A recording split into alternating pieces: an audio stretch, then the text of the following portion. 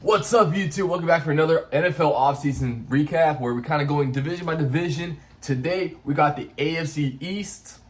And yeah, we'll go through each team, go through their draft, free agency, kind of look at their depth chart, where they projected to be so far, this part of the offseason.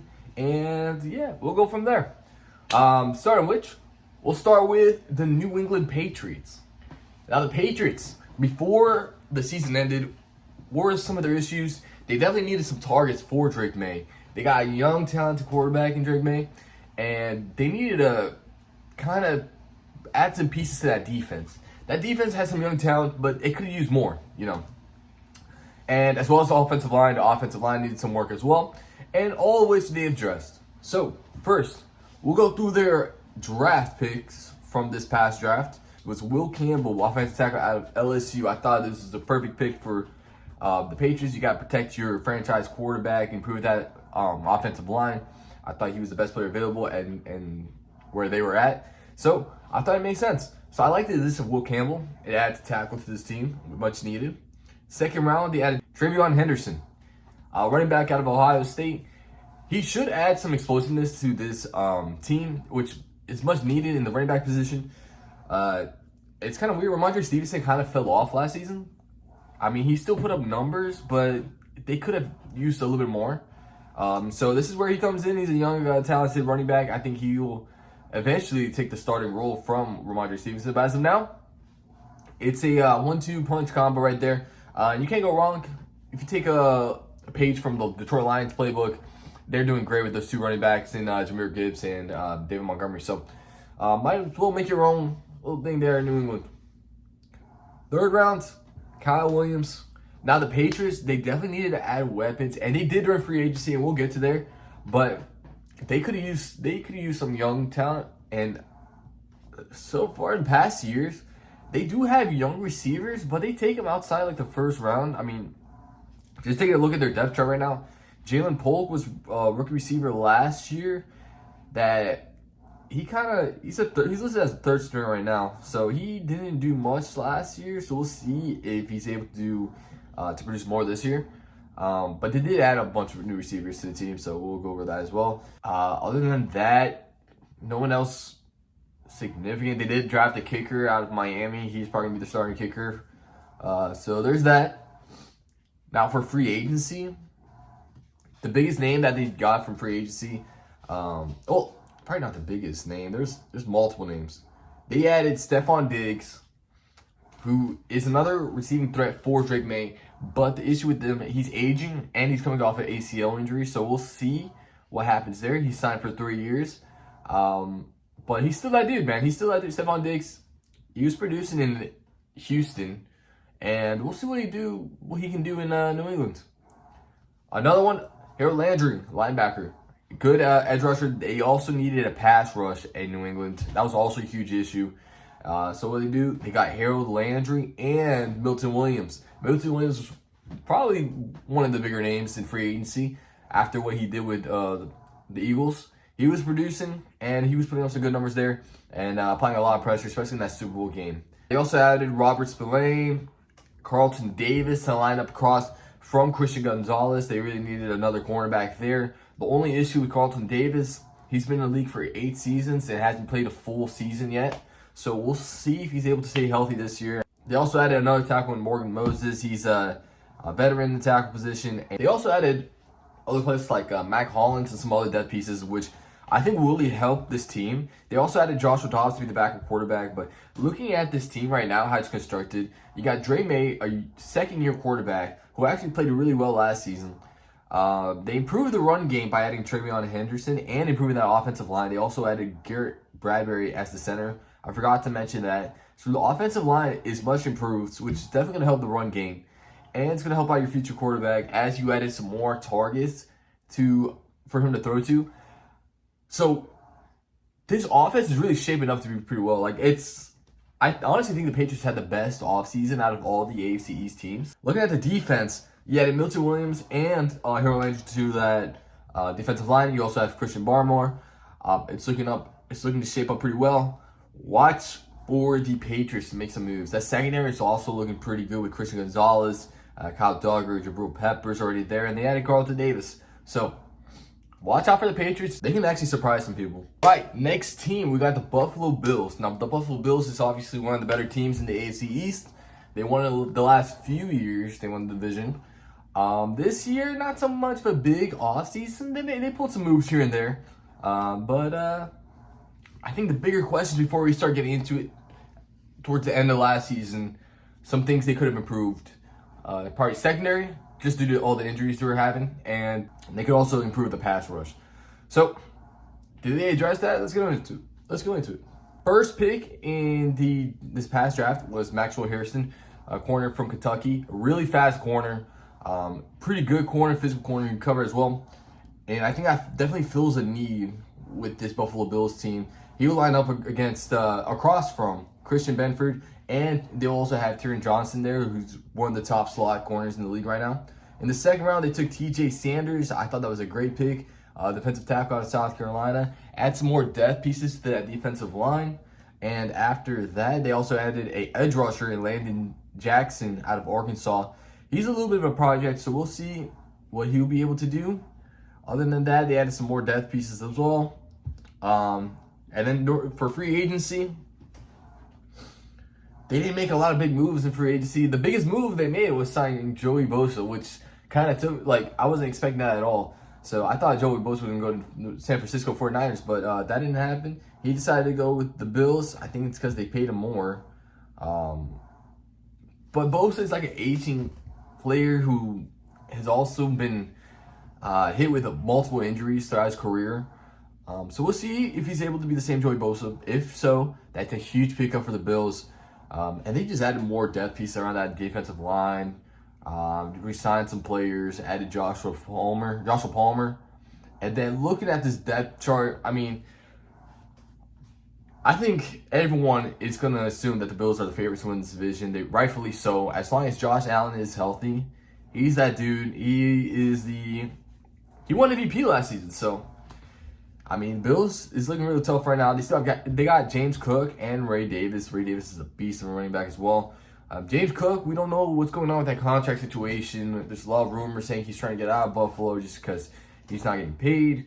But I think they'll figure it out. I think they will keep James Cook. He's a great piece, a crucial piece to that offense. As far as receivers, a lot of people were criticizing their wide receivers, how they don't have a number one receiver. But Khalil Shakir, he's actually a really good receiver. And he played pretty well last season before he got hurt. They also have Keon Coleman, who was just a rookie last year. A lot of people were criticizing him as well. And we'll see if he's able to develop into a bigger role with the Bills. I think most of the criticism was fantasy football-wise anyway. So they also added Joshua Palmer, more depth. They still have Elijah Moore, Curtis Samuel, Laviska Shenault. So they got some depth pieces in that wide receiver room. And they also have two great tight ends in Dawson Knox and Dalton Kincaid. The offensive line, not much change there. Just added some depth pieces here and there, and I think it was pretty solid last year, so it should be pretty solid this year, as long as they're all able to stay healthy. As far as defensive line, you got Greg Rousseau on one side and Joey Bosa on the other side, and you got Ed Oliver in the middle with Daquan Jones. That's the listed starters right now. TJ Sanders could obviously find his way into the starting role as well, but he's just a rookie, so he'd probably be more of a rotational piece. They also got some depth pieces in the edge rusher room, such as Landon Jackson. Defense, they still got Matt Milano in the linebacker room, Christian Benford, Taylor Rapp, DeMar Hamlin, and Maxwell Harrison. I think that secondary is going to be nice. I think the defense actually going to take a step up. So the Bills, I think they actually improved. They improved this offseason. They added a pass rusher. They added some more depth pieces to that defensive line. And they didn't really add depth to the wide receiver room. It's kind of more the same, so they're kind of keep that consistency. But the secondary, I think, is going to improve with the addition of Maxwell Harrison. They also had Tre'Davious White, and I think he's going to be more of a depth piece there. So adding more depth to that secondary is going to be huge, especially after what happened from last season. So Bills, the Bills are going to Bills, man. They're a great franchise. They've been able to set their team up for success time and time again in recent years. So we'll see if they're able to pull it off this year. The next step, they keep winning the division. You got to go to the Super Bowl now. So we'll see. Maybe this year might be the year for them. All right, next team, Miami Dolphins. Now, this is my team. And just to say, this offseason did not give me much hope for next season. But we'll see what happens, man. You never know. I mean, take a look at their draft picks from this past draft. First pick is Kenneth Grant. I don't really know much about him, but I hear he's a beast. I hear he's a good football player out of Michigan. We definitely needed another piece in that interior D line to replace Christian Wilkins when we lost a couple years ago. We do have Zach Sealer. He's a beast of a defensive line player. He can do it all, man. And then we had Kenneth Grant. I think that's all going to help him out some more. So not too mad with that draft pick. I mean, it was much definitely needed. I think we could have adjusted corner earlier, maybe. I mean, yeah, that's just my take, but I can't get mad with that. If he's a good player, he's a good player. Second round, we finally invested in that O-line. We drafted Jonah. I'm not even trying to pronounce that last name. Guard out of Arizona. I think we traded up to actually pick him. So he was actually kind of projected to end in the to get drafted towards the end of the first round. He kind of fell in the second round. Miami Dolphins kind of swooped in and took him. And some two huge names towards the end of the draft in the later rounds, in the 6th and 7th round. Ollie Gordon the second, running back out of Oklahoma State. Towards the beginning of the college football season last year, he was projected first round draft pick. Of course, that didn't happen. Some things happened throughout the season, and he kind of fell to the 6th round. But I think there's some value in picking him up. He was projected first round for a reason. I think Miami might be able to unlock his potential. He was sitting behind Devon A-Chain. He doesn't have to have the pressure of being the starting running back. So, in the 7th round, they also drafted Quinn Ewers, quarterback out of Texas. He was also a quarterback that was receiving hype towards the beginning of last season, the college football season. And throughout the season, he didn't play all that great. But he did play against some good teams. And his team was able to find some ways to win. So I think he does have potential. He was a highly ranked recruit coming into college. Now for free agency, they didn't make any big moves. They signed Zach Wilson, quarterback. He's gonna be the backup quarterback, and when you have Tua, who's been getting hurt a lot recently, it's good to have a good backup quarterback, and I think he's a very suitable backup quarterback. We also signed a guard in James Daniels. I believe he's out of Pittsburgh, but he's coming off a torn Achilles. He only played 4 games last year, so we'll see how he's able to bounce back from that. It's a tough injury as well. Other than that, we had to sign some safeties because we actually don't have any safeties anymore. We let all our safeties go. Javon Holland, he's gone. Jordan Poyer, he's gone. He didn't play all that great last season anyways. So we got Meli Fonwu. He's going to be joining the team. An underrated signing, though. Nick Westbrook, I don't know if I said that right. Receiver from Tennessee. He actually played pretty well last season, I thought. So I thought he's a good addition to our team. I think wide receiver is a need for Miami. So I think he's an underrated player. So watch out for him. We also signed Aston Davis to line up across Melifonwu. He's another safety. So take a look at our depth chart.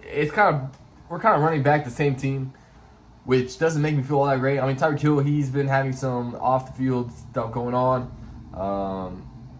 Makes you question whether he's really locked in on football or not. But once you got all that money already to have a Super Bowl, I don't blame him. So, but we still got Jalen Waddle, Nick Westbrook, Ikine. I thought wide receiver depth was going to be an issue here, but Malik Washington, he's actually been a solid player, and I think he will have more of a role this upcoming season. Running backs, of course, got Devon A-Chain, Jalen Wright. We just added Alexander Madison, and then we got Ollie Gordon. So I think that running back room is set. Tight ends. Some rumors going around. Johnny Smith might get traded to Pittsburgh. And with one of their tight ends being out for the season already, they might be more urgent to try to get that trade done. And if we trade Johnny Smith, I don't think we have anyone on his level, even close to his level to replace him. I mean, our backup for tight ends, Julian Hill. And I'm not going to say anything about that, but offensive line, Patrick Paul's going to have to start now that Terran Armstead is retired. James Daniels, we just signed him, and we're going to have a rookie guard in there. So offensive line can be a little sketchy, a lot of non-proven players. And our defense, the huge issue with our defense is our secondary, man. We got Jalen Ramsey, but it looks like he wants out of Miami. And, if he leaves, our cornerback one's going to be Kader Coe, who's primarily our slot guy. After him is Storm Duck, Cam Smith, and some other names in there. But the strong piece of our defense, I would say, is our edge rushers. We got edge rushers We got Bradley Chubb. We got Jalen Phillips. 2 edge rushers coming off of significant injuries, though.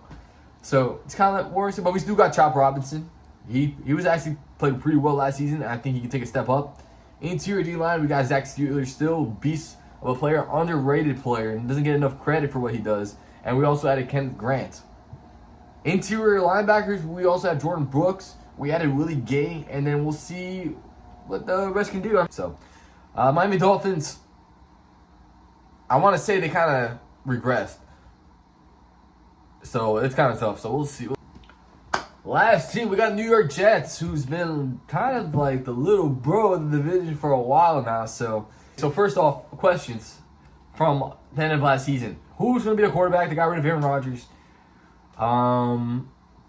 They needed some more wide receiver help. Offensive line could have used some work. As far as defense, they lost some key defensive players, so we'll see how they replace them. So let's get to it. For the draft, first round, they drafted Armand Membrew, offensive tackle out of Missouri. I thought he was a great offensive tackle prospect in this draft, so I think that's a great move by the Jets. Now that you have Justin Fields as your quarterback, you got to protect the guy. And I think that's a great move, getting a step towards that. They've been investing in that O-line for a little bit now, so I think that O-line might be really good this year. So we'll see. Second round, tight end Mason Taylor. It's all right. It's a good pick. Here's a good pick. I'm not going to say it. Thomas, cornerback out of Florida State.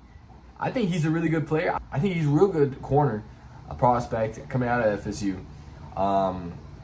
He has all the intangibles, and he has some good tape with him.